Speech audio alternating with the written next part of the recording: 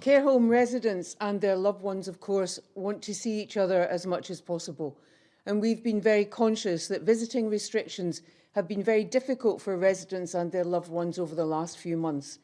So I'm pleased that today I can announce updated guidance on care home visiting.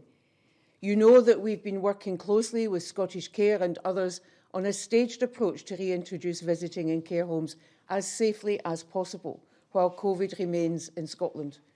All of that work has been closely informed by clinical advice, and we try very hard to balance protection of residents from the harm of COVID with quality of life.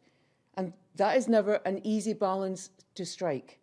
But listening to family members, carers and clinicians, I believe the updated guidance published today provides additional advice to help care homes better balance safety with the need for family and visitor contact. It offers greater flexibility for indoor visiting in particular. The guidance recommends easing restrictions in a number of ways, including extending indoor visits from 30 minutes to up to 4 hours.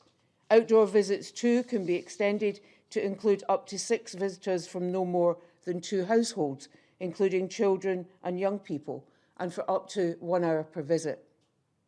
The new guidance also supports increased personal interaction, touch, including holding hands.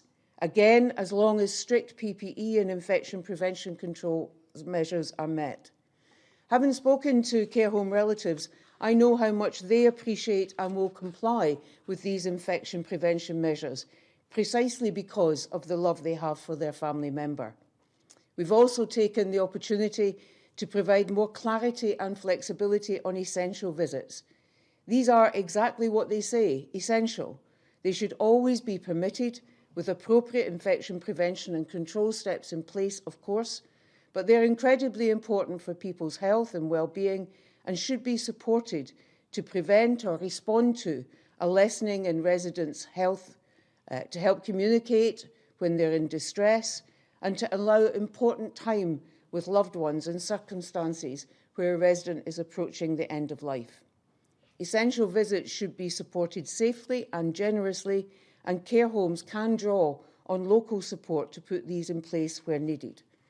Other changes also include support to visits by spiritual and faith representatives, hairdressers, pets and therapists, as well as safely bringing in certain kinds of gifts and residents' belongings.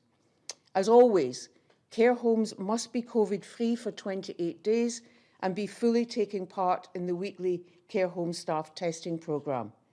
In writing to care homes today, I've also taken the opportunity to update them on our work which is underway to transition staff testing from the UK Lighthouse programme to our own NHS labs.